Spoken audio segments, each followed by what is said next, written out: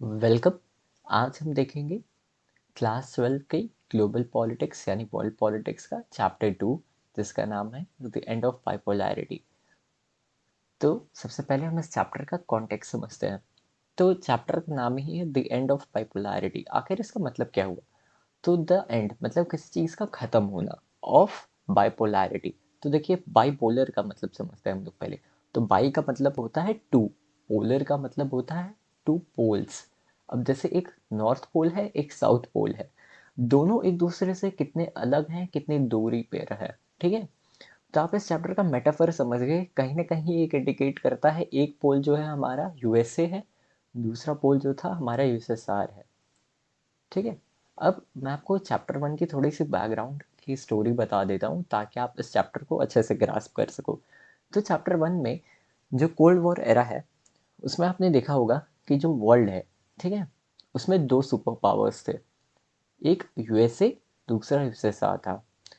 तो इसीलिए अब वर्ल्ड जो था वो दो हिस्सों में बट चुका था। तो उसको बोला जाता था बाइपोलर वर्ल्ड। तो अब यहाँ पे उस वर्ल्ड का डिसइंटीग्रेशन होगा। उसमें से या तो यूएसए से या फिर यूएसआर का। यूएसए से यूएसएसआर का भी डिसइंटीग्रेशन हुआ एक तरीके से अगर देखें आप, क्योंकि उसी के साथ जो आइडियोलॉजिकल पूरा रेस था, तो यूएसए को टक्कर ना दे पाए यूएसएसआर, इसीलिए ये यूएसएसआर डिसइंटीग्रेट हो पाया। इसलिए हम आज पढ़ेंगे द एंड ऑफ बाइपोलैरिटी। तो द बर्लिन वॉल, ठीक है, द बर्लिन वॉल बना था 1961 में, टूटा है 1989। अब इसको was toppled by the people in 1989। ये है एक greatest symbol of cold war का। कैसे? देखिए, ये जो 150 किलोमीटर लंबी वॉल थी, ये कहीं ना कहीं एक आइडियोलॉजिकल बाउंड्री थी जो डिवाइड करती थी जर्मनी को, ईस्ट जर्मनी को वेस्ट जर्मनी से। कैसे? देखिए, जो यूएसए था वो डेमोक्रेसी और कैपिटलिज्म आइडियोलॉजी पे बेस्ड था, और जो एसएसआर था कहीं ना कहीं वो कम्युनिज्म और सोशलिस्ट पैटर्न पे चलता था। तो this dramatic event was followed by an equally dramatic and historic chain of events। तो आज हम सारे चैप्टर का आपको बताएंगे सारांश कि कैसे आखिर ये एंड ऑफ बाइपोलर वर्ल्ड होता है। तो अब आप देखो, Germany divided after the second world war was unified. जैसे ही बर्लिन वॉल टूटती है, the 8 east European countries that were part of the Soviet bloc replace their communist governments in response to the mass demonstrations. आखिर ऐसा क्या हुआ कि जो कम्युनिस्ट गवर्नमेंट्स को रिप्लेस कर दिया गया सोवियत ब्लॉक में? तो सबसे पहले आप देखो, ये यूएसएसआर है, 15 रिपब्लिक्स हैं, रशिया, एस्टोनिया, लाटविया, लिथुआनिया, ये हमारे बाल्टिक नेशंस। फिर हमारे जो सेंट्रल एशिया है, बेलारूस, यूक्रेन, मोल्डोविया, ईस्ट यूरोप, और फिर central Asian, Kazakhstan, Uzbekistan, Turkmenistan, Kyrgyzstan, Tajikistan. ठीक है, अजरबैजान हो गया। तो आगे बढ़ते हैं। अब देखिए, सोवियत सिस्टम का मैं आपको मतलब समझाने से पहले एक चीज़ बताना चाहूँगा कि एक बहुत अच्छी लाइन है, किसी देश को उसके सिटीजन्स ही बनाते हैं। जैसा सिटीजन्स चाहेंगे वैसा वो देश रन करेगा, और वैसा ही उस देश को वो फ्रेम करेंगे अपने हिसाब से। The Soviet Union stood by as Cold War began to an end, not by military means but as a result of mass actions by ordinary men and women. Eventually the Soviet Union itself disintegrated। इसी के वजह से आखिर आम लोगों ने क्यों विरोध किया, क्यों एक हिस्सा बने वो अपने ही सोवियत यूनियन के डिसइंटीग्रेशन का? तो देखिए, सबसे पहले हम समझते हैं सोवियत सिस्टम क्या है। क्योंकि सोवियत सिस्टम में ही सारी आपको प्रॉब्लम्स मिलेंगी कि ये डिसइंटीग्रेशन क्यों हुआ, ठीक है, और प्रॉब्लम्स के आंसर्स भी मिलेंगे। तो idea in the history, the USSR came into being after the socialist revolution in Russia. 1917 में रशियन रेवोल्यूशन के बाद यूएसएसआर का जन्म होता है। रशियन रेवोल्यूशन जो था, the revolution was inspired by the ideals of socialism. ठीक है, सोशलिज्म का मतलब सबका साथ सबका विकास, एज अपोज टू कैपिटलिज्म। अब देखिए, सोशलिज्म और कैपिटलिज्म, ठीक है, रशियन रेवोल्यूशन जो है वो सोशलिज्म पे फोकस करता है, सबका साथ सबका विकास। आप देखोगे तो एक लेफ्ट विंग आइडियोलॉजी है, ये राइट विंग आइडियोलॉजी है, यानी कि सबको साथ लेकर चलना और यहाँ पे जो पावरफुल है वही सर्वाइव करेगा। And the need for egalitarian society, जहाँ पे सारे इक्वल हों। तो सोशलिज्म को सोशल वेलफेयर का पिलर माना जाता है, इसलिए रशियन रेवोल्यूशन में सोशलिज्म को इगलिटेरियन सोसाइटी का इंस्पिरेशन माना गया और आइडियल माना गया। अब देखिए सोवियत सिस्टम क्या होता है, ठीक है, इसको हम एक पिरामिड के रेफरेंस से समझते हैं। देखिए सोवियत सिस्टम जो है, ठीक है, सबसे ऊपर सोवियत सिस्टम की प्राइमेसी टू द स्टेट, सबसे ऊपर पिरामिड के एक स्टेट है, ठीक है, और यही स्टेट जो है पूरी सेंट्रल अथॉरिटी जितनी भी सारी चीज़ें हैं वो उसके अंडर रहेंगी। सेकेंड चीज़, जो सोवियत सिस्टम है उसका सारा पॉलिटिकल सिस्टम एक ही कम्युनिस्ट पार्टी पर चलेगा, उसके अंदर कोई भी पॉलिटिकल पार्टी नहीं रहेगी, ना अपोजिशन रहेगी। तो टॉप पर कौन बैठा है, स्टेट, यानी कि जो गवर्नमेंट है। The economy was plan and control by the state, तो जितने भी सारे प्रिंसिपल्स हैं, जितने भी पॉलिटिकल इकोनॉमिकल सोशल कंट्रोल होगा वो सारा स्टेट का होगा। तो एक तरीके से आप देखो कि कहीं ना कहीं डीप रूट जो है सोवियत सिस्टम की वो स्टेट से कनेक्टेड है, यानी कि गवर्नमेंट के। ठीक है, अब आगे बढ़ते हैं, यहाँ तक आई होप आपको समझ में आया होगा। अब ये देखिए स्प्रेड ऑफ यूएसएसआर, हमने समझा कि ये सोवियत सिस्टम क्या था। द इकोनॉमी की बात आप समझ लिए, स्टेट कंट्रोल करता था, पॉलिटिकल सिस्टम भी स्टेट कंट्रोल करता था, उसको कोई चैलेंज करने वाला नहीं था। एक तरीके से आप देखो तो कम्युनिज्म, ठीक, कम्युनिज्म की आइडियोलॉजी। आगे बढ़ते हैं। सेकेंड वर्ल्ड वॉर में the east European countries that the Soviet army had liberated from the fascist forces came under the control of USSR. मतलब फासिस्ट फोर्सेस जो थी, डिक्टेटरवादी फोर्सेस, ठीक है, उनसे जब सेकेंड वर्ल्ड वॉर के बाद आज़ादी होती है, सोवियत आर्मी के अंडर वो सारे European country, east European countries join कर लेते हैं। The political and the economic systems of all these countries were modelled after the USSR. अब धीरे धीरे यूएसएसआर जो अपने मेन उसकी प्रिंसिपल थी, जिसको हम बोलते हैं कम्युनिस्ट, कम्युनिज्म आइडियोलॉजी। आप देखोगे एक पिरामिड है ना, तो पिरामिड के अंदर जितनी भी चीज़ें जुड़ती जाएंगी, तो ऊपर जो सबसे बैठा है, ऊपर से ही अगर जैसा वो चैनलाइज करेगा चीज़ों को, वैसे ही वो फ्लो होती आएंगी। तो जैसा भी उनका पॉलिटिकल और इकोनॉमिक सिस्टम था, same to same in countries ने भी अडेप्ट किया। और क्या सिस्टम था, सोशलिस्ट, सोशलिज्म या कम्युनिज्म आइडियोलॉजी आप बोल सकते हो। This group of countries was called the second world socialist bloc. ठीक, the Warsaw Pact held them together, the USSR was the leader of the bloc. अब वॉर्सो पैक्ट जो है ये बनाया गया था नेटो को काउंटर करने के लिए, ये यूएसएसआर का मिलिट्री अलायंस था। अब हम जानते हैं इसके कुछ फीचर्स के बारे में। देखिए अब जब वर्ल्ड पूरे दो हिस्सों में बट गया है, ठीक है, तो मतलब बाकी हैं, बाकी कंट्रीज भी हैं वर्ल्ड में, लेकिन अब जो सबसे पावरफुल होता है उसी की बात की जाती है। तो यूएसएसआर ईस्टर्न साइड में और यूएसए वेस्टर्न साइड में। तो जो सोवियत सिस्टम है ना, वो यूएसए को छोड़ के बाकी जितनी भी रेस्ट ऑफ द वर्ल्ड में जितने भी नेशंस थे, जितने भी रिपब्लिक्स थे, उनसे ज़्यादा डेवलप थी यूएस को छोड़ करके। अभी इसका आंसर यूएस को क्यों नहीं मैच कर पाया, इसका आंसर जस्ट आगे है, ठीक है। देखिए it had a complex communications network, vast energy resources including oil, iron and steel, machinery production. मतलब उसके अंदर एक सारी फैसिलिटी जो एक कंट्री को रन करने के लिए चाहिए वो प्रॉपर है। आयरन है, स्टील, मतलब एक रिसोर्सेज की कोई भी कमी नहीं है। एक ऐसी डोमेस्टिक कंज्यूमर इंडस्ट्री जो पेन से लेकर कार तक बनाती है, समझ रहे हैं आप, लो स्टैंडर्ड ऑफ लिविंग से हाईएस्ट स्टैंडर्ड ऑफ लिविंग भी, ठीक है। दो देयर क्वालिटी, ठीक है, फिर से उनकी quality did not match the western capitalist countries. यही एक सबसे बड़ा रीज़न बनता है, सबसे बड़ा रीज़न बनता है जो सोवियत इकोनॉमी को वेस्ट की इकोनॉमी से शो करता है कि वो अभी भी कहीं पिछड़ी हुई है। ठीक है, आप देखोगे कि लोग क्वांटिटी को नहीं क्वालिटी को प्रेफर करते हैं, और कहीं ना कहीं वो उनको क्वालिटी मिल नहीं पाती है, इसी की वजह से आगे रीजनल एस्पिरेशंस भी जन्म लेती हैं उस संसार में। The Soviet state ensured a minimum standard of living for all citizens and the government subsidized basic necessities including health, education, child care। सारे के सारे आप जो भी फैसिलिटी हैं वो आपको प्रोवाइड की जा रही है, कोई एम्प्लॉयमेंट नहीं है। स्टेट ओनरशिप भी एकदम डोमिनेंट फॉर्म ऑफ ओनरशिप थी, लैंड हो गया, प्रोडक्शन, सब कुछ स्टेट के हाथ में था।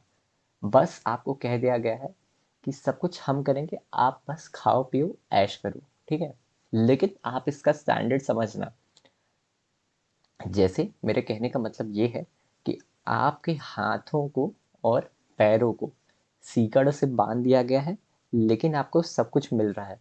अब ये जो मैंने लाइन बोली है, ये आगे बहुत ज़्यादा काम आएगी, और इसको मैं आगे कैसे लिंक करूँगा अब देखना। Challenges in the Soviet system, ठीक। Soviet system became very bureaucratic and authoritarian. Authoritarian का मतलब किसी एक पर्सन की अथॉरिटी, जो बोलना है वही करना है, ठीक है।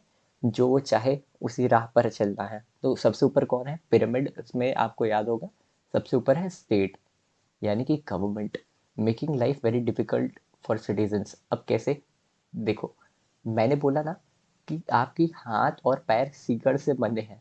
आप अपने नक्शे कदम, अपने रास्ते खुद नहीं बना सकते, ठीक है। आपकी लाइफ पे एक तरीके से दूसरे का कंट्रोल है, लेकिन आपको ऐसा दर्शाया जा रहा है कहीं ना कहीं आप फ्री हो।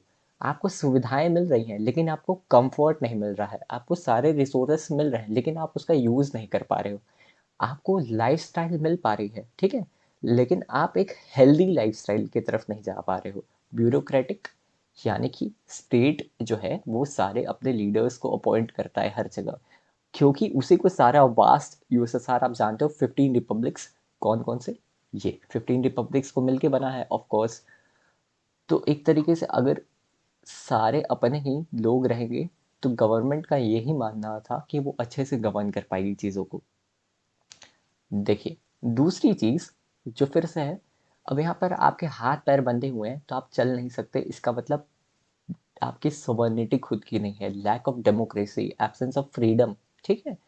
कहीं ना कहीं ये आपको नहीं मिलती है। People who often express their dissent in jokes and cartoons, तो वहाँ पे अपने जो राय थी, अपने ओपिनियंस जोक्स एंड कार्टून्स में लोग बताते थे। और most of the institutions of the Soviet state needed reform. देखिए, कहीं ना कहीं अब एक तरीके से कई चीज़ आके एकदम स्टैग्नेंट हो जाती हैं, उनके आगे हम विकास नहीं कर पाते हैं। और यही हाल हुआ था यूएसएसआर के साथ भी। देखिए, यहाँ पे जो वन पार्टी सिस्टम है ना, represented by the CP यानी Communist Party of the Soviet Union, had tight control over all institutions and was unaccountable to the people। सारे जितने भी इंस्टीट्यूशंस हैं, मतलब आप इमेजिन कर सकते हो कि लाइक जितने भी बड़े बड़े इंफ्रास्ट्रक्चर हैं, जितनी भी बड़ी बड़ी पब्लिक प्लेसेस हैं, वो सब एक तरीके से स्टेट के हाथ में है। स्टेट यानी central government, that is the communist party of USSR.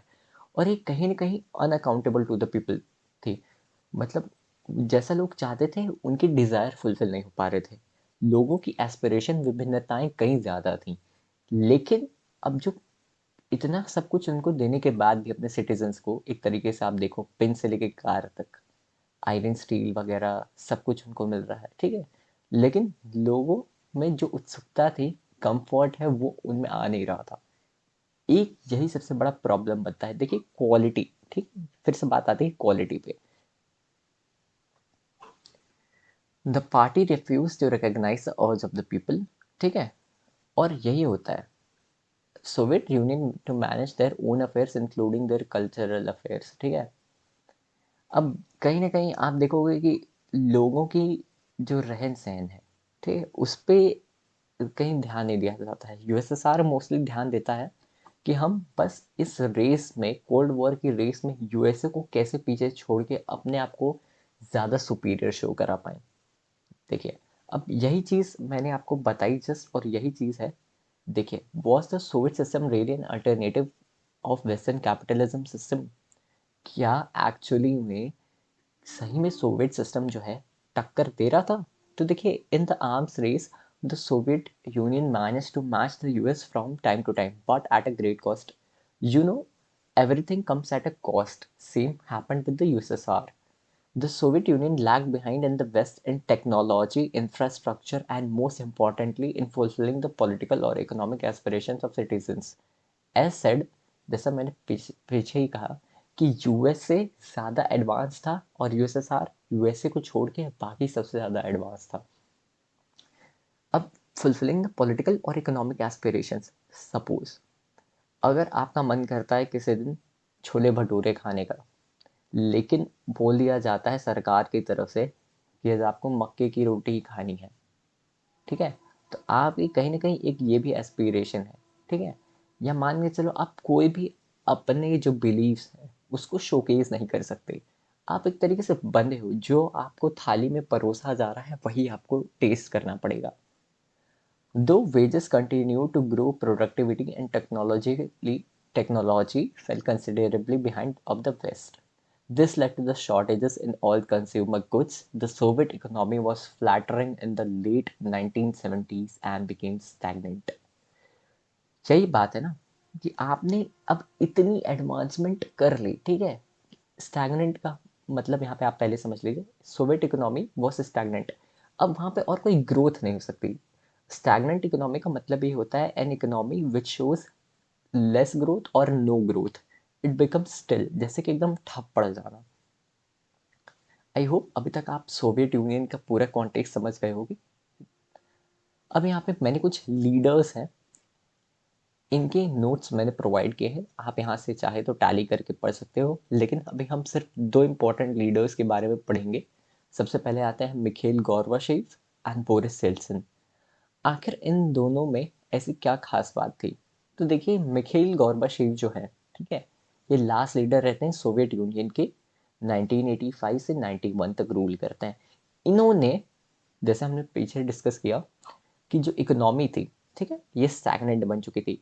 अब जैसे कि कुछ चाहिए, हमको रिफॉर्म्स चाहिए, किसी भी चीज़ को अगर आगे हमें पुश करना है तो उसको और अच्छे से कैसे फर्निश करेंगे आगे हम, इसीलिए इन्होंने सोचा कि कुछ रिफॉर्म लाया जाए। तो इन्होंने दो रिफॉर्म लाए, प्रेस्ट्रोइका जिसको बोलते हैं रिस्ट्रक्चरिंग, एंड ग्लासनोस्ट जिसको बोलते हैं ओपननेस। तो एक तरीके से देखो तो आप, इन्होंने रिस्ट्रक्चर करना चाहा। रिस्ट्रक्चर मतलब कैसे? इन्होंने देखा कि अब हमारे जो तरीके थे, यानी कम्युनिज्म और सोशलिज्म, इससे जितनी मैक्सिमम डेवलपमेंट थी हमने अचीव कर ली है। अब हमें थोड़ी सी अपनी आइडियोलॉजी और थोड़ी सी इकोनॉमी में चेंजेस लाने होंगे। तो इन्होंने ट्राई किया कि हम कहीं ना कहीं एक डेमोक्रेटिक अप्रोच रखते हैं और थोड़ी सी कैपिटलिस्टिक अप्रोच, तो थोड़ा आपको टिल्ट देखने को मिलता है इनकी वजह से। और ग्लासनोस्ट यानी अपनी इकोनॉमी को ओपन करते हैं बाहर से, ढेर सारी इकोनॉमीज, फॉरेन इंस्टीट्यूशनल इन्वेस्टमेंट हो गया, ठीक है, ऐसे फॉरेन करेंसी, यही सारी चीज़ों को इन्होंने भी सोचा। देखिए, यहाँ पे इनके इंटेंशन अच्छे थे, लेकिन इम्प्लीमेंटेशन कैसे होता है, मेन चीज़ ये आती है। Stop the arms race with the US, withdrew Soviet troops from Afghanistan and eastern Europe, ठीक है। तो इन्होंने कुछ ऐसी पॉलिसीज ली, helped in the unification of Germany, ended the Cold War, and blamed for the disintegration of the Soviet Union. कहीं ना कहीं मिखेल गोर्बाचेव और उनके रिफॉर्म्स को ही माना जाता है कि अगर चीज़ें वैसे ही चल रही होती तो सोवियत यूनियन शायद एक पावरफुल फोर्स की तरफ इमर्ज कंटिन्यूसली हो सकता था, या शायद यूएस को आज वो ओवरटेक कर सकता था। बोरिस येल्सिन, ठीक है, बोरिस येल्सिन जो थे, ये फर्स्ट इलेक्टेड प्रेसिडेंट थे रशिया के 1991 से 1999 तक। अब ये rose to power with the communist party, ये भी उसी कम्युनिस्ट पार्टी, इकलौती पार्टी यूएसएसआर के हिस्सा थे, and was made the mayor of Moscow by Gorbachev. और इन्होंने लेटर, इन्होंने ना क्रिटिक्स ज्वाइन कर लिया था वो Gorbachev and left the communist party, यानी कि गोर्बाचेव के खिलाफ हो गए थे, ठीक है, और लोगों के एस्पिरेशंस के साथ वो ड्वेल इन कर गए और इन्होंने कम्युनिस्ट पार्टी को छोड़ दिया। Led the protest against the Soviet regime in 1991। धीरे धीरे अभी आगे हम पढ़ेंगे ये था क्या Soviet regime. Played a key role in dissolving the Soviet Union, blame for the hardship suffered by the Russians in their transition from communism to capitalism. यहाँ पे शॉक थेरेपी की बात हो रही है, आगे इसको भी हम देखेंगे। तो आई होप आपको इतना इनका नरेशन समझ में आ गया हो। Next, Gorbachev and the disintegration. देखिए, Mikhail Gorbachev who had been the general secretary of the communist party of the soviet union in 1985 sought to reform the system, ठीक है। अब जैसे मैंने बताया, इकोनॉमी स्टैग्नेंट हो गई थी, कोई ग्रोथ नहीं मिल रही थी, इनके इंटेंशन अच्छे थे लेकिन इम्प्लीमेंटेशन में दिक्कत आई। Reforms were necessary to keep USSR abreast of the information and technological revolutions taking place in the West. जैसे मैंने बताया, ये एक रेस है, रेस में जो जीता उसी की इम्पोर्टेंस दी जाएगी और उसी को सुपीरियर माना जाएगा। तो यहाँ पे रिफॉर्म्स भी एक तरीके से लाए गए थे वेस्ट को टक्कर देने के लिए और उसको आउटशो करने के लिए। लेकिन अब कैसे इम्पैक्ट होता है, ठीक है। The people in the east European countries which were part of the Soviet bloc started to protest against their own governments and the Soviet control. लोगों को ये चीज़ें पसंद नहीं आई ईस्ट यूरोपियन कंट्रीज में, ठीक है। Started to protest against their own governments. Reaction of Gorbachev, आखिर इनका क्या रिएक्शन होगा जब he, unlike in the past, the Soviet Union under Gorbachev did not intervene when the disturbance occurred and the communist regimes collapsed after one another। अब देखो, कहीं ना ये ध्यान नहीं देते हैं एक तरीके से। He, unlike in the past, the Soviet Union under Gorbachev did not intervene the disturbance occurred। मतलब जब भी पहले डिस्टर्बेंस होते थे ऐसा नहीं था कि इसी टाइम पे शायद हमें देखने को मिले लोगों के एस्पिरेशन। शायद पहले भी गोर्बाचेव के आने से पहले भी कई स्ट्राइक्स देखी गई हों, एजिटेशन देखी गई हों, उनको सप्रेस कर दिया गया था। लेकिन गोर्बाचेव के अंडर इन्होंने कुछ किया नहीं। और इन्होंने जो कम्युनिस्ट रेजाइम्स थी, यानी कि कहीं ना कहीं ये एक तरीके से इनको डाउन ट्रोडन कर दिया गया, एकदम सिस्टमैटिकली इनको धीरे धीरे एकदम खारिज करने लगे। इनकी आइडियोलॉजीज को लोग एक्सेप्ट नहीं करते। Initiated the policies of economic and political reform and democratisation with in the country. अब ये फोकस करते हैं कि हम डेमोक्रेटाइजेशन पे फोकस करेंगे। The reforms were oppose by the leaders within the communist Party. अब ये होता है, ठीक है। A coup took place in 1991 that was encouraged by the communist Party hardliners, ठीक है। अब कुछ लोग थे रिएक्शन को, मतलब इनके जो रिफॉर्म थे उनको पसंद नहीं करते थे। तो अब एक कूप होता है 1991 में, जो कम्युनिस्ट पार्टी जो थे, ये leaders with in communist party इसको अपोज करते हैं। तो क्या है, सक्सेसफुल होता है। The people had tested freedom and they did not want the old style rule of the communist party. जैसे मैंने बताया, जब बर्लिन वॉल टूटी तब वो जो था एक फाउंडेशन थी वो ख़त्म हो गई। तो लोगों को ऑलरेडी पता चल गया कि हाँ, हम कितने पानी में हैं और वेस्ट कितना डेवलप्ड है। वही बात है, उनको वेस्ट को यानी यूएसए को क्वालिटी ऑफ लाइफ मिल गई थी जो यूएसएसआर लैक कर रही थी। अब देखिए क्या होता है। Boris Yeltsin emerged as a national hero in opposing this coup. The Russian Republic, where Yeltsin won a popular election, began to shake off centralized control। जैसे मैंने बताया, लोगों के एस्पिरेशंस को एक लीडर ने लीड किया और एक बोरिस येल्सिन एक हीरो की तरह इमर्ज हुए। Power began to shift from the Soviet center to the republics, especially to the more Europeanized part of the Soviet Union, which saw themselves as a sovereign states। अब कहीं ना कहीं यूरोपियनाइज part में भी पूरे जो है यूएसएसआर, उसमें कहीं ना कहीं ये पावर का है। आप देखोगे कि लोगों की एस्पिरेशन सब प्रिवेल कर रही हैं, ठीक है। अब देखो, जो सेंट्रल एशियन रिपब्लिक्स हैं, कुछ कंट्रीज थी सेंट्रल एशियन रिपब्लिक्स, वो ना नहीं जाना चाहती थी, मतलब एक तरीके से सोवियत सिस्टम के साथ ही रहना चाहती थी। आखिर ऐसा क्यों? देखिए, यूनिफॉर्मिटी वॉज पावर, ठीक है, इंटरडिपेंडेंसी थी। इन्होंने सोचा था कि हम एक दूसरे पे अगर डिपेंडेंट रहेंगे तो एक अच्छी कोलिशन फॉर्म रहेगी। There was no any prominent leader for these countries. आखिर उनको कोई लीड करने वाला नहीं था। अब आगे हम देखें तो यहाँ पे इन 1991 में, ठीक है, दिसंबर 1991 में, leadership of Yeltsin, Russia, Ukraine and Belarus, three major republics of the USSR, declared the Soviet Union was disbanded. ये डिक्लेयर कर देते हैं कि सोवियत यूनियन अब खारिज किया जा चुका है। The communist party of the Soviet Union was disbanded and band. इसको बैन कर दिया जाता है, कैपिटलिज्म एंड डेमोक्रेसी, ठीक है। अब कहीं ना कहीं आप देख रहे हो कि यूएसए की आइडियोलॉजी और पॉलिसीज को अडाप्ट किया जा रहा है सोवियत यूनियन से। डिसइंटीग्रेशन, ठीक है। The declaration of the disintegration of USSR and the formation of the Commonwealth Independent States (CIS) came as a surprise to the other republics, especially to the Central Asian ones। अब कहीं ना कहीं देखो, ये disintegration हो गया यहाँ तक। अब कुछ कुछ नए स्टेट्स एमर्ज होते हैं, उनको बोलते हैं CIS। The exclusion of these republics was an issue that was quickly solved by making them the founders of CIS। अब कहीं ना कहीं देखो आप इसमें ना, रशिया जो है सबसे इम्पोर्टेंट रोल प्ले करता है। आखिर अब ये जो इतने ढेर सारे जो वर्ल्ड पॉलिटिक्स में चेंज आ रहे हैं, नए नए स्टेट्स, नए नए कंट्रीज इमर्ज हो रहे हैं, इनको आखिर कौन इनहेरिट करेगा? ठीक है, तो रशिया जो है ना, वो सोवियत यूनियन का सक्सेसर बनता है। यूएन सिक्योरिटी काउंसिल में सोवियत सीट रशिया को मिलती है। सारे इंटरनेशनल ट्रीटीज, कमिटमेंट्स और सारे, it took over as the only nuclear state of the post Soviet space and carried out nuclear disarmament with the US. तो यूएस के साथ फिर रशिया जो रहता है न्यूक्लियर डिसआर्मामेंट, यानी धीरे जो न्यूक्लियर रेस आ रही थी उसको धीरे धीरे धीरे धीरे धीरे कम करता है।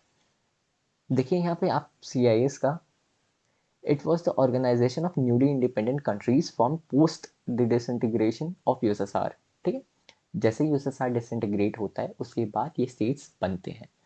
Russia, Belarus, Ukraine signed a creation agreement on the dissolution of Soviet Union and creation of CIS as its successor।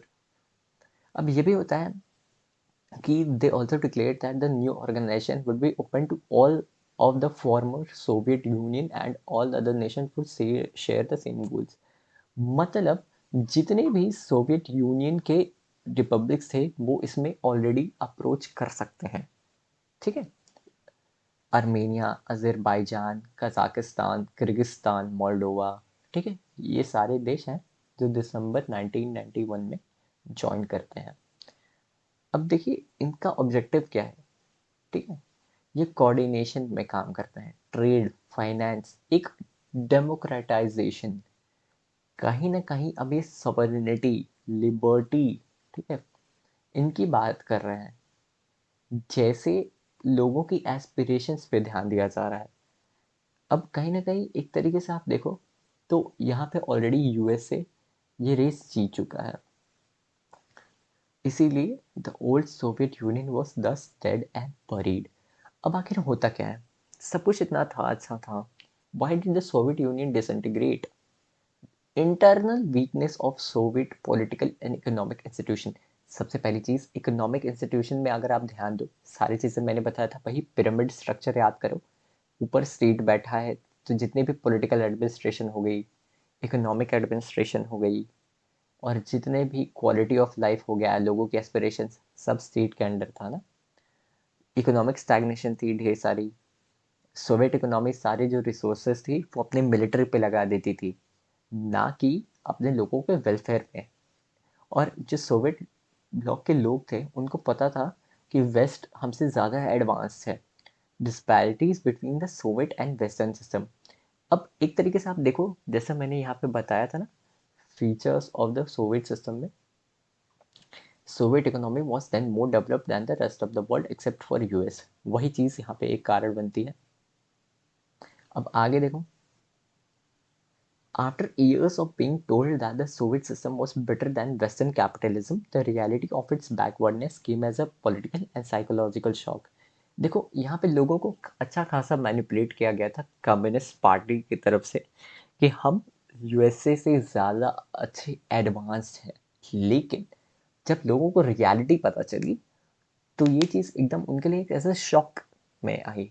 ठीक है, उनको विश्वास ही नहीं हुआ कि ऐसा भी कुछ है, और हमसे इतने झूठे एस्पिरेशंस से हमें अभी तक एक सोवियत यूनियन जो कि कभी वेस्ट को टक्कर दे ही नहीं पाया, हमको ऐसा भ्रम में रखा गया, मैनिपुलेट किया गया। The Soviet Union had become stagnant in administrative and political sense too. Communist party थी, वो लोगों की एस्पिरेशंस को फुलफिल नहीं कर पा रही थी, इसलिए not accountable to the people. Corruption था, एडमिनिस्ट्रेशन स्लो था, ब्यूरोक्रेटिक एंड अथॉरिटेरियन था। ठीक है, ओपननेस नहीं थी गवर्नमेंट में, जो मतलब स्टेट कहती थी वही है प्रिवेल कर रहा है। Centralisation of authority in a vast land, मतलब एक ही है जो गवर्न करेगा पूरे 15 सेंट्रल रिपब्लिक्स को। अब जो होता है ना कि people did not identify with the Soviet system and with the rulers and the government increasingly lost popular banking. अब जैसे मैंने बोला था स्टार्टिंग में, जैसे सिटीजन्स चाहेंगे वैसे वो कंट्री फ्रेम होगी, उसी राह पर वो कंट्री चलेगी। एंड यही देखो, जब लोगों का सपोर्ट हट गया तो पॉलिटिकल सेंस में भी और एडमिनिस्ट्रेशन सेंस में भी यहाँ पे स्टैग्नेंट हो गया था सोवियत यूनियन। अब आप देखोगे कि even if Gorbachev made this reforms, इसी सब चीज़ों को ठीक करने के लिए तो गोर्बाचेव ने रिफॉर्म लाया था। Then why did the Soviet Union collapse in spite of his accurate diagnosis of the problem and his attempt to implement reforms? इतना सब कुछ करने के बाद भी, रिफॉर्म्स लाने के बाद भी आखिर क्यों? देखिए, there were sections of Soviet society which felt that Gorbachev should have moved faster and were disappointed and impatient with his methods. किसी को लगा था कि और जल्दी हमें ये लानी चाहिए थी चीज़ें। किसी को लगता था कि दे डिड नॉट बेनिफिट, जैसे जैसे होप किया था उन्होंने कि सब कुछ एकदम सही हो जाएगा, काफ़ी स्लो। ठीक है, अब लोगों को था ना कि अब बस फट से एकदम चमत्कार मिरेकल हो जाएगा। लेकिन जैसे मैंने बताया, इंटेंशन अच्छे थे, इम्प्लीमेंटेशन अच्छा नहीं हो पाया। इसीलिए loss support in all sides and divided public opinion. तो एक आधे फेवर में चले गए, आधे उसको नहीं पसंद किया। जैसे अब आप देखोगे तो यहाँ पे जो कूप चला था और यहाँ पे जो सेंट्रल एशियन रिपब्लिक्स थे, ठीक, ये नहीं जाना चाहते थे। लेकिन यहाँ पे कुछ लोगों को ऑलरेडी पता चल चुका था कि हाँ, ये हमें उल्लू बनाया जा रहा है। Members of the Communist Party and those who were served by the system took exactly the opposite view. They felt that their power and privileges were eroding and Gorbachev was moving too quickly.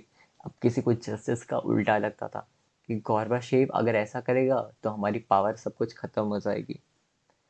National aspirations the final blow of disintegration, ये इस पूरे chapter का सबसे important factor है जो इस सार को डिसइंटीग्रेट करने का सबसे बड़ा रीजन बनता है। The rise of nationalism and desire for sovereignty. देखिए, सिंपल से की पॉइंट्स हैं, इसको मैं बताता हूँ। Lack of democracy, lack of sovereignty, freedom of speech, liberty. ठीक है, ये चीज़ें नहीं थी यूएसएसआर में। इसीलिए अब देखिए, जो नेशनल एस्पिरेशंस एंड नेशनलिज्म की भावनाएं जब जागी थी ना, जैसे कि रशिया में, बाल्टिक रिपब्लिक्स में, यूक्रेन में, इन्होंने सबसे इमीडिएट कॉज बन गया था ये कि अब हमको डिसइंटीग्रेट करना पड़ेगा यूएसएसआर को। लोगों को वो खुशी मिल ही नहीं पा रही थी, वो कंफर्ट मिल ही नहीं पा रहा था। National ideologies were pre established already थी। ठीक है, USSR won't still disintegrate over time. अब आप देख सकते हो कि स्टैग्नेंट हो ही चुका था, लेकिन कहीं ना कहीं अब उसको बस एक पुश चाहिए था, जो कि मिला गॉर्बाचेव रिफॉर्म के थ्रू पे। इसीलिए ये लाइन लिखी गई है, Gorbachev's reform speeded up and increased nationalist dissatisfaction to the point the government and rulers could not control it. अब क्या कॉन्सिक्वेंसेस हैं डिसइंटीग्रेशन के? सबसे पहला कि it meant the end of cold war. Cold war में अब कुछ बचा ही नहीं। अब यूएसए अकेला बचा है तो वो किससे compete करेगा? यूएसएसआर तो डिसइंटीग्रेट हो गया ना। तो जितने भी सारे डिस्प्यूट थे, जितने भी इसने आर्म्स रेस था, जितने भी मिलिट्री पे एक्सपेंसेस हो रहे थे, ये सब कुछ स्लोली एकदम पॉसिबल पीस पे आने लगे। पावर रिलेशन चेंज हो गए, सिर्फ यूएसए ही बचा super power. The end of the Soviet block meant the emergence of many new countries, जैसे सीआईएस बने। ठीक है, नई नई जो थी कंट्रीज थी, इन्होंने ईयू ज्वाइन किया, नेटो ज्वाइन किया। ठीक है, आगे अब देखोगे शॉक थेरेपी, एक पॉइंट आया है, shock therapy. What is shock therapy? The collapse of communism was followed in most of these countries by a painful process of transition from an authoritarian socialist system to a democratic. अब देखिए, यहाँ पर आप एक चीज notice करना कि कोई भी काम, ठीक है, खुशी के पल भी अगर हम उनको जल्दी में करें तो हमें उतनी खुशी नहीं मिल पाती जितनी हम होप की हो। वही चीज होता है यहाँ पे। यूएसएसआर सोचता है कि अब तो हम खत्म, ठीक है, अब सोशलिज्म से कैपिटलिज्म में कर लेते हैं तो हम यूएस की तरह एडवांस हो जाएंगे। तो जो रशिया, सेंट्रल एशिया और यूरोप में ये सारा जो शॉक थेरेपी हुई है, ठीक है, ये वर्ल्ड बैंक और आईएमएफ के इन्फ्लुएंस में हुई थी। यहाँ पे देखिए, शॉक थेरेपी का यही मतलब है, सोशलिज्म से कैपिटलिज्म की तरफ जाना। तो एक इकोनॉमिक मूव था, लेकिन इसका कहीं ना कहीं असर आपको पड़ता है पॉलिटिकल भी देखने को मिलेगा, पॉलिटिकल असर भी देखने को मिलेगा। अब देखिए जो है shock therapy, each of these countries was required to make a total shift to a capitalist economy। अब हमको एक कैपिटलिस्ट इकोनॉमी में जाना है, तो हमको तुरंत अपनी आइडियोलॉजी चेंज करनी पड़ेगी। आइडियोलॉजी चेंज करेंगे तो पॉलिटिकल सिस्टम में खामियां आएंगी, और फिर अब इकोनॉमी में चेंज करेंगे, आप सोशलिस्ट पैटर्न से तुरंत कैपिटलिस्ट इकोनॉमी में जाओगे, तो भी क्या हमको देखेंगे डिसएडवांटेजेस, और इसका क्या आउटकम होगा वो भी देखते हैं। which meant rooting out completely any structures evolved during the Soviet period। अब सोवियत पीरियड में जैसे मैंने बोला कि सोशलिस्ट और कम्युनिस्ट चीज़ें थी, ठीक है सारी, तो जितने भी प्राइवेट ओनरशिप है ना, जितनी भी प्राइवेट ओनरशिप है, जितनी भी प्राइवेट ओनरशिप है अब वही प्रिवेल करेंगी, भले ही जितने भी अब स्टेट कंट्रोल की हुई, ठीक है, जितने भी स्टेट गवर्नमेंट के अंदर बोरो की हुई या फिर परचेज की हुई इंफ्रास्ट्रक्चर या फिर कोई भी इंस्टीट्यूशन थे, अब वो प्राइवेट एंटरप्रेन्योर्स के हाथ में जाएंगे। वही चीज़ यहाँ पे है, privatisation of state assets and corporate ownership. Collective farms जो थे अब वो प्राइवेट पे चले गए। अब देखिए यहाँ पे आप, वही बात है ना, जैसे मैंने बताया, राइट विंग जो सरवाइव करेगा वही पावरफुल कहलाएगा, ठीक है, या फिर जो पावरफुल है वही सर्वाइव कर पाएगा। अब यही देखिए कहीं ना एक पूरा चेंज लाती है, ड्रास्टिक चेंज। अब यहाँ पे फ्री ट्रेड रेजाइम एफडीआई, ठीक है, मेन इंजन चेंज में इसको माना जाता है कि इकोनॉमी को सस्टेन करने के लिए एफडीआई हो गया, और फ्री ट्रेड रेजाइम जो है all over this republics, Russia में, सेंट्रल एशिया में फॉलो करना होगा।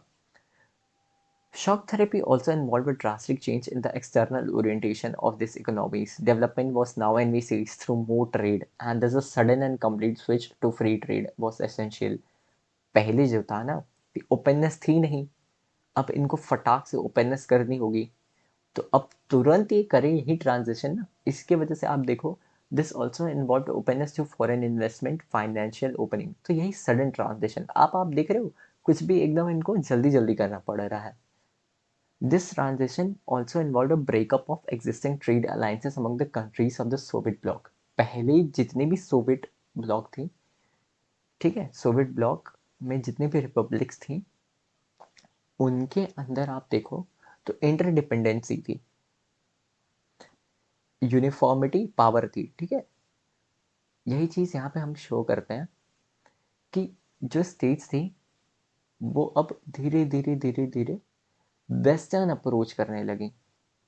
अब each state was now linked directly to the west and not each other in the region। अब सब कुछ वेस्ट के तरीके से होने लगा। Western capitalist states now became the leaders, and ये सब कुछ कंट्रोल करने लगे through agencies and organisations. IMF और वर्ल्ड बैंक, इनका बहुत बड़ा हाथ था शॉक थेरेपी में। अब इसके कॉन्सिक्वेंसेस क्या होते हैं? सबसे पहले ऑब्जेक्टिव क्या था, ठीक है, to match the developments of the west in the east, and with the collapse of USSR it was perceived that the capitalist economic system and liberal democratic system is the best. अब उनको मालूम चल गया कि communism एकदम धाराशाही हो चुका है, तो कैपिटलिज्म ही है जो हमें एक अच्छा फ्यूचर दे पाएगा, एक अच्छा बूस्ट करा पाएगा, एक अच्छी लाइफ सस्टेन कर पाएगा, ठीक है, इंक्लूसिव ग्रोथ। अब यहाँ पे आप देखो कि क्या ये अचीव हो पाया? The shock therapy administered in the 1990s did not lead people into the promised utopia of mass consumption। It brought ruin to the economies and political crisis for the people to the entire region। वही बात है ना कि देखिए फिर से implementation नहीं हो पाया शॉक थेरेपी, यही बात है, एकदम झटके से हुआ चीज़ है, इसलिए इसको बोलता है shock therapy. Economic problems created to the shock therapy, जो रशिया था ना, सबसे बड़ा पार्ट था, और मैंने बताया था कि रशिया ही जो डोमिनेट करता था यूएसएसआर को। भले वो ऑन पेपर बस एक ऑर्डिनरी अपने आप को बताता था एक रिपब्लिक है, लेकिन सबसे ज़्यादा अथॉरिटी रशिया की ही होती थी। अब 90% ऑफ इंडस्ट्रीज इसकी जो है वो सेल कर दी जाती है प्राइवेट एंटरप्रेन्योर्स को। इसी को हम बोलते हैं largest garage sale in history. ठीक है। अब सारी चीज़ें मार्केट फोर्सेस के हाथ में थी, अब गवर्नमेंट वहाँ पे कुछ नहीं कर सकती। अब देखिए इस सब का क्या होता है और इफेक्ट क्या होता है रशिया में, ठीक है। Were divided between rich and poor regions. अब एक तरफ सिर्फ पुअर रह जाएंगे, एक तरफ सिर्फ रिच ही है। वही राजा का बेटा राजा बनेगा, गरीब गरीब होते जाएंगे। एंड कोई गवर्नमेंट नहीं है तो सब्सिडीज नहीं होंगी, पॉवर्टी होगा, माफिया एमर्ज होंगे, ढेर सारे करप्शन होगा, जीडीपी कम होगा, रूबल जो रशिया की करेंसी है वो डिक्लाइन होगी, कलेक्टिव फार्मिंग खत्म। कोई एक तरीके से आप देखो तो एकदम त्राहिमाम मच गया था। जो मुंह मांगी बोली जा रही थी उस पर सब कुछ बेच दिया जा रहा था। अब देखिए जो क्या होता है, प्रॉब्लम्स क्या आते हैं शॉक थेरेपी पे, पॉलिटिकल प्रॉब्लम। जैसे constitutions of all these countries were drafted in a hurry, and most, including Russia, had a strong executive president with the widest possible powers that rendered elected parliaments relatively weak. अब कहीं ना कहीं आप देखोगे कि इन countries ने अपना constitution भी ड्राफ्ट नहीं कर पाया अच्छे से। Including Russia had a strong executive president with the widest possible powers that rendered elected parliaments relatively weak. कहीं ना कहीं पर रशिया में भी अब देखो आप इतनी सफरिंग चल रहा है, ठीक है, वो भी कहीं ना कहीं स्टिफल कर रहा है। In central Asia the presidents had great powers and several of them became very authoritarian. अब कहीं ना कहीं बैलेंस ऑफ पावर नहीं हो रहा है, एब्सोल्यूट पावर हो जा रहा है, ठीक है, यही होता है। अब हम बढ़ते हैं India and post communist countries. अब यहाँ पर हम पूरी कहानी समझ चुके हैं कि डिसइंटीग्रेशन कैसे हुआ और एंड ऑफ बाइपोलैरिटी कैसे हुआ। अब आप रिलेशन समझो, ठीक है, इंडिया और पोस्ट कम्युनिस्ट कंट्रीज का। India has maintained good relations among the post communist countries, but the strongest relations are still those between India and Russia. तो कहीं ना कहीं आप देखोगे कि इंडिया और रशिया, इन्हीं की सबसे जो रिलेशन है सबसे ज़्यादा स्ट्रॉन्ग है। तो Indo Russian relations are embedded in a history of trust, common interest and matched by popular perceptions. तो इंडिया के कुछ हीरोज हैं जो कहीं ना कहीं प्रिवेल करते हैं, जिनका नाम रशिया में लिया जाता है। अब देखिए यहाँ पर रशिया और इंडिया जो है, ठीक है, वो एक कॉमन विजन शेयर करते हैं मल्टीपोलर वर्ल्ड ऑर्डर का। जैसे इंडिया नॉन अलाइन मूवमेंट यानी नाम, और रशिया जो है ब्रिक्स, रशिया ने फॉर्म किया था ब्रिक्स को। तो अब देखिए कहीं ना कहीं ये एक चाहते हैं कि पावर बैलेंस रहे पूरे वर्ल्ड में, ग्लोबल पॉलिटिक्स में किसी की हेजमनी ना रहे, collective security, greater regionalism, negotiated settlements of international conflicts, हर तरीके को ये लोग चाहते हैं एक बैलेंस तरीके से रिजॉल्व करें, चाहे कोई भी बात हो। देखिए जब आप किसी कंट्री से कंट्री रिलेशन पढ़ रहे हैं तो उसमें आप इकोनॉमिक पर्सपेक्टिव, पॉलिटिकल पर्सपेक्टिव और जो उसकी मिलिट्री आर्सनल पर्सपेक्टिव है, उन तीनों चीज़ों को लेकर पढ़ें। तो अभी तो हमने बता दिया कैसे इनकी ये डिप्लोमेसी है। More than 80 bilateral agreements eight present, और भी ज़्यादा हो हैं। देखिए Indo Russian strategic agreement of 2001 में 1971 के इंडिया बांग्लादेश वॉर में भी रशिया ने हेल्प की थी इंडिया की, यूएसएसआर, मतलब उस टाइम तो यूएसएसआर का पार्ट था। तो अब देखिए इंडो रशियन रिलेशनशिप एडवांटेज यही है कि India stands to benefit from its relationship with Russia on issues like Kashmir, energy supplies, कहीं ना कहीं अपने सारे रिसोर्सेज एट प्रेजेंट, और गैस जो है कहीं ना कहीं रशिया उसका बहुत बड़ा रिसोर्स सप्लायर है इंडिया का। Russia stands to benefit from this relationship because India is the second largest arms market for Russia. The Indian military gets most of its hardware from Russia. Since India is an oil importing nation, Russia is important to India and has repeatedly come to assistance of India during its oil crisis. कहीं ना कहीं आप देखिए इसमें आप economic perspective, diplomatic perspective और कैसे एक कल्चरल पर्सपेक्टिव भी है, इसको आप इससे आंसर फ्रेम कर सकते हैं। प्लस ये एडिशनल मटेरियल्स हैं यहाँ पर जिससे आप एक फास्ट ट्रैक रिविजन तैयार कर सकते हैं। और इसी के साथ आज का हमारा ये लेक्चर ख़त्म होता है।